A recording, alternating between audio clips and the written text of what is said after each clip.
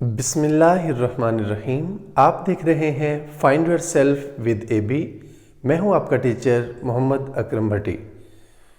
आज हम एक क्वेश्चन लाए हैं जो कि लास्ट टाइम 2024 में फाइनल टर्म में ये क्वेश्चन आया है। उसमें क्या है कि मिनिमाइज द एसओपी यूजिंग के मैप फॉर द टर्म्स, और टर्म गिवन है 0, 1, 3, 7, 9, 11 और साथ में डोंट केयर टर्म भी गिवन है, यानी कि 2 and 13। इस तरह की टर्म अगर हमारे पास मौजूद हो तो हम सबसे पहले उसका क्या करते हैं। अब देखें, अगर गौर करें तो इसमें कहीं भी हमें बाइनरी नंबर्स गिवन नहीं है। हमारे पास जो मौजूद है वो डेसिमल नंबर है। तो पहला क्या होगा कि कोई भी टर्म गिवन हो उसको डेसिमल नंबर में कन्वर्ट करना है। मिसाल के तौर पर अगर इस टर्म को देखें, इसको पहले हम डेसिमल नंबर में कन्वर्ट करेंगे तो 0 की जगह क्या आ जाएगा। अब आपने कितने जो है टर्म में आप कह सकते हैं कि बिट्स रखने हैं, 2, 4, 1, 3, तो डिपेंड करेगा कि काउंटिंग कितनी बड़ी है। मिसाल के तौर पर अगर ये 9 की बात करें तो 9 को लिखने के लिए हमें कम से कम 4 बिट की जरूरत पड़ती है, और इसी तरह 11 को लिखने के लिए भी किसकी जरूरत पड़ती है, 4 बिट की। तो ये सारे 4 बिट में लिखे जाएंगे। इससे हमें ये साबित होता है। तो हम 0 भी लिखेंगे तो 4 बिट में लिखेंगे। 0 का मतलब क्या होगा, 0 0 0 0। अब इसमें आपको काउंटिंग अगर कन्वर्ट करना नहीं आता 0 को बाइनरी में, तो हम इंशाल्लाह ताला जुड़े रहे, हम उसको भी सीखेंगे। और इसी तरह 1 को कन्वर्ट करेंगे हम, तो 1 बराबर होता है 0 0 1 के बराबर, 3 बराबर होता है 0 0 1 1 के बराबर, और 7 बराबर होता है 0 1 1 1, और 9 बराबर होता है 1 0 0 1, 11 बराबर होता है 1 0 1 1। ये हमारे पास आ गई इस टर्म की बाइनरी फॉर्म। इसको आप कन्वर्ट कर सकते हैं ए बी सी में भी, यानी कि इसको आप लिख सकते हैं A bar, B bar, C bar, D bar, plus इसको A B bar, C bar, D, plus A B bar, C D, plus A bar, B C D, plus A B bar, C bar, D, plus A B bar, D, sorry C and D. इसमें हमें अब गौर करें तो ये term हमारे पास familiar है। इसमें हम बहुत सारे प्रॉब्लम्स को सॉल्व कर चुके हैं, लेकिन क्योंकि 0 1 और 3 और ये गिवन हमने इसके प्रॉब्लम नहीं सॉल्व किए, तो बच्चे अक्सर कंफ्यूज हो जाते हैं। इसको समझने के लिए हमने इस तरह पहले इसको क्या करना है, बाइनरी में कन्वर्ट कर लेना है। और डोंट केयर को भी बाइनरी में कन्वर्ट कर लेना है। उधर लिखा हुआ है 2 का मतलब क्या होगा, 0 0 1 1 1 0। और 13 का क्या मतलब होगा, 13 में हम आमतौर पर लिखते हैं 1 0, सॉरी, यानी कि 8 + 4 12 + 1 13, 1 1 0 1 लिखा करते हैं। इस तरह हमारे पास डोंट केयर की टर्म भी आ गई। अब हम अगर गौर करें तो इसमें डोंट केयर है, तो डोंट केयर का मतलब है कि हम इन टर्म्स को फाइनल रिजल्ट में यूज नहीं कर सकते। लेकिन क्या होगा अगर हमें ये कर्नफ मैप में मौजूद हो, तो कर्नफ मैप में अगर मौजूद हो तो हम इसका बड़ा ग्रुप बना सकते हैं, यानी कि वो वाला सेल भी यूज कर सकते हैं जो डोंट केयर वाली टर्म में होगा। मिसाल के तौर पर अब 4 बिट वाला हम इसका क्या निकालेंगे, कर्नफ मैप बनाएंगे। तो 4 बिट का कर्नफ मैप किस तरह होता है, उसमें कितने खाने होंगे, मैक्सिमम कितने सेल होंगे, तो 2⁴। तो आंसर आ जाएगा 16 सेल्स बनेंगे।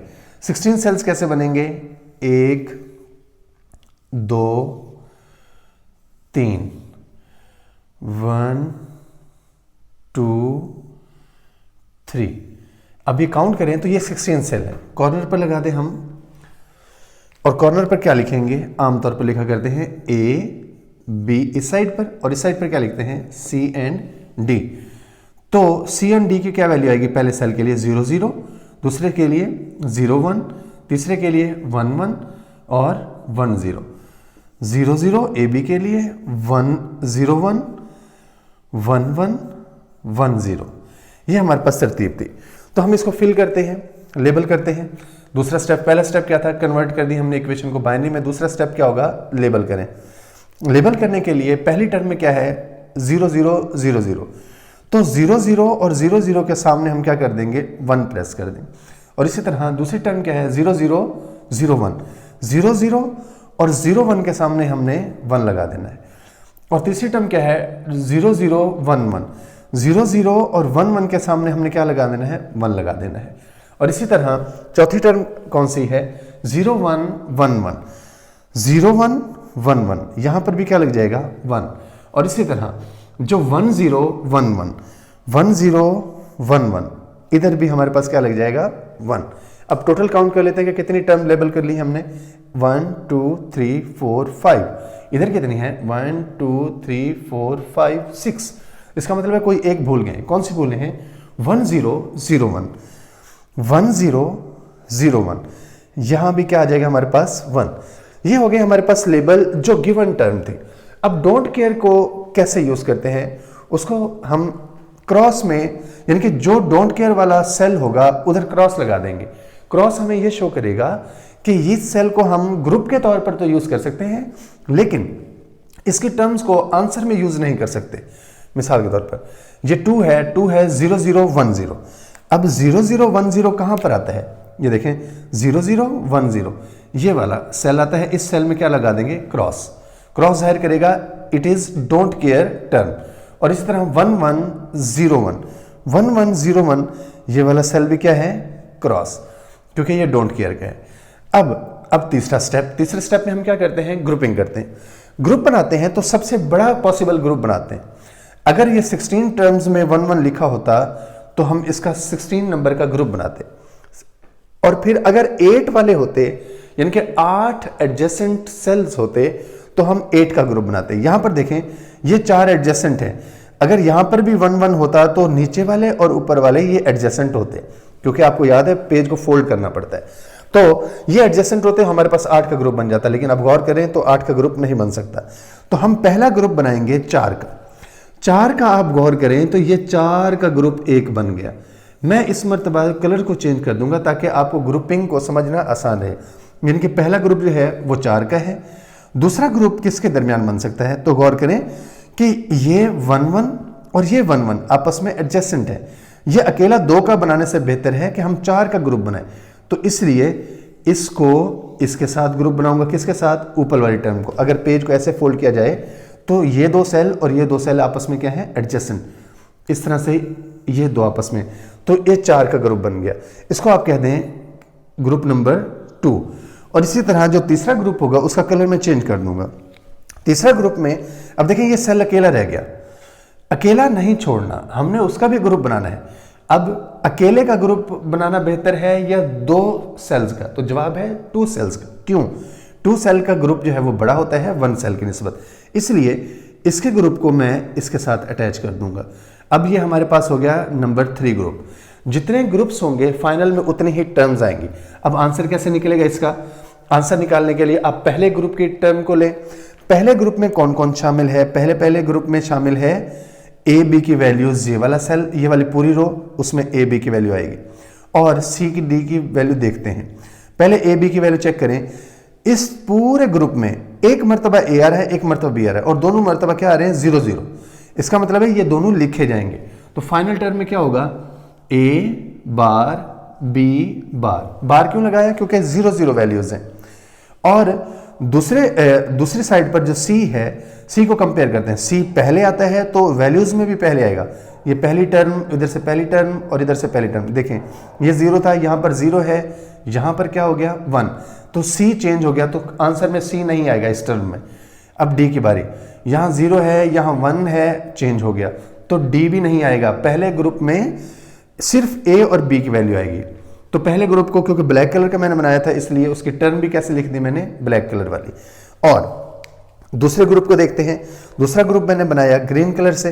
तो ग्रीन कलर में देखें कौन सा शामिल है ग्रुप, ये वाली 2 टर्म्स शामिल हैं ए बी की, एक ये वाली और एक लास्ट वाली।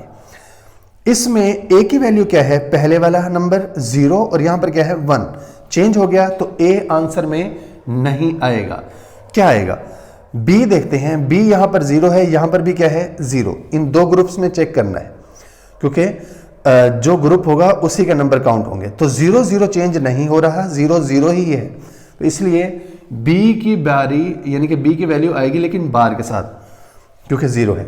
अब देखते हैं इन ग्रुप में सी डी की कौन सी वैल्यू शामिल है। इन दो ग्रुप, इस वाले ग्रुप में सी की ये दो वैल्यूज शामिल है। तो सी देखते हैं, इस ग्रुप में सी यहां 0 है, यहां पर क्या है 1, चेंज हो गया तो आंसर में नहीं लिखा जाएगा। और इसी तरह डी की वैल्यू देखें तो यहां पर 1 है, यहां पर भी 1 है, तो डी की वैल्यू लिखी जाएगी और यहां पर क्या आ जाएगा डी, बाहर ही आएगा या डी आएगा। तो यहां पर 1 1 है तो इसलिए डी आएगा, बार नहीं आएगा। तो दो ग्रुप की लेबलिंग कंप्लीट।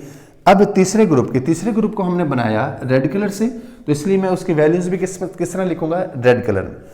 और तीसरा ग्रुप कितने के दरमियान है, 2 सेल्स के दरमियान है। तो ये तीसरे ग्रुप में हमारे पास कौन सी दो वैल्यूज आएंगी ए बी की, ये वाले 2 सेल। इसमें ए की वैल्यू चेक करें 0 है, यहां पर भी क्या है 0 सेम है, तो इस वजह से यहां पर क्या आ जाएगा ए। और लेकिन क्योंकि 0 है तो ए का क्या आ जाएगा बार। और बी की वैल्यू चेक करें तो यहां पर 0 है, यहां पर क्या है 1, ये चेंज होगी तो हम इस टर्म में बी का वैल्यू नहीं लिखेंगे। अब इस ग्रुप में तीसरे में सिर्फ सी और डी की अकेली वैल्यू आ रही है। अकेली वैल्यू को आंसर में लिखा जाता है। जैसे अगर 1 है तो सी की जगह क्या आ जाएगा, 1 की जगह क्या आ जाएगा सी, बाहर नहीं आएगा। और इसी तरह डी की जगह भी क्या है 1, तो यहां पर डी भी आ जाएगा। ये हमारे पास फाइनल टर्म है जो हमें आंसर के तौर पर मिनिमाइज होने के बाद मिली है।